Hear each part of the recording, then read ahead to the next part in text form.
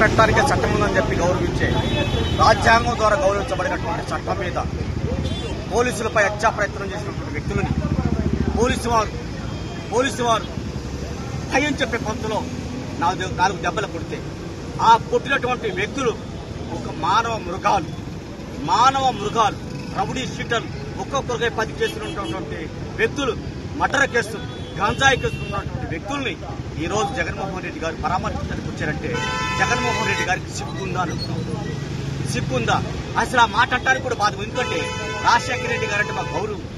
రాజశేఖర రెడ్డి గారి బిడ్డగా ఒక జగన్మోహన్ రెడ్డి గారిని ఈ సమాజం అంతా చేదరించుకుంటుందో అర్థం చేసుకోవచ్చు అని చెప్పి తెలియజేస్తూ, మరి నూతకి రవికిరణ్ ఇదే తెనాలి ప్రాంతంలో నూతకి రవికిరణ్ అయిన మాది కులాలకు చెందినటువంటి వ్యక్తిని అతి దారుణంగా ముక్కలుగా నరికి 2022 మార్చి 20వ తారీఖున సముద్రాల పవన్ కుమార్ అలియాస్ లడ్డు అనే రౌడీ షీటర్లు అత్యంత దారుణంగా గురువులకు చంపి శవాన్ని కూడా దొరకని పరిస్థితులు చేస్తే ఆ రౌడీ షీటర్లని ఆ రోజు ఖండించినటువంటి జగన్మోహన్ రెడ్డి, ఆ రోజు ఆ ముద్దాయిలకే సపోర్ట్ చేసినటువంటి అప్పటి ఎమ్మెల్యే అన్నబోతు శివకుమారు, ఆ ముద్దాయిలకు సపోర్ట్ చేసినటువంటి అప్పుడు ఎమ్మెల్యే, అప్పుడు మరి రాష్ట్ర మంత్రివర్యులు మరి మేరుగు నాగార్జున గారు మీరు పిలిస్తే ఈ రోజు రౌడీ షీటర్లు పరామర్శించడానికి వచ్చారంటే జగన్మోహన్ రెడ్డి గారు దళితులు ఖచ్చితంగా 2024లో ఏ విధంగా బుద్ధి చెప్పారో 2024లో ఏ విధంగా బుద్ధి చెప్పారో మళ్లీ రానున్న ఎన్నికల్లో కూడా అదే బుద్ధి చెప్పాలని చెప్పి తెలియజేస్తున్నాను. అలాగే సమాజానికి ఒక విజ్ఞప్తి చేస్తా ఉన్నాను.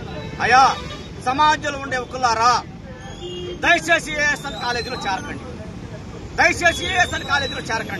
ఏఎస్ఎన్ కాలేజీలో చెప్తున్నటువంటి పాఠాలు, మెయిన్ చెప్తున్నటువంటి పాఠాలు గంజాయి ఏ విధంగా సేవించాలి, గంజాయి ఏ విధంగా అమ్మాలి, మట్టర్లు ఏ విధంగా చేయాలి, బట్టల నుంచి ఏ విధంగా తప్పుకోవాలి, ఇలాంటి క్లాసులు ప్రత్యేకంగా అన్నాపత్రి శివకుమార్ గారే చెప్పిస్తున్నారు.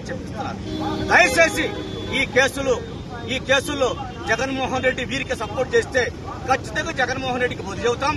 ఇప్పుడున్నటువంటి పరిస్థితుల్లో జగన్మోహన్ రెడ్డి వెంటనే తెనాలి ప్రాంతం నుంచి వెళ్లకపోతే ఉద్యమాలు ఉధృతం చేస్తాం. ఖచ్చితంగా శివకుమార్ని ఆ మేరుగు నాగార్జుని ముద్దాయిలుగా రోడ్డు మీద గీత గీసి నిలబెడతామని చెప్పి తెలియజేస్తూ, జగన్మోహన్ రెడ్డి కబడ్డార్ గో బ్యాక్, లేకపోతే నీకు బుద్ధి చెబుతాం, ఉద్యమాల ద్వారా బుద్ధి చెబుతామని తెలియజేస్తూ ముగిస్తా ఉన్నాను.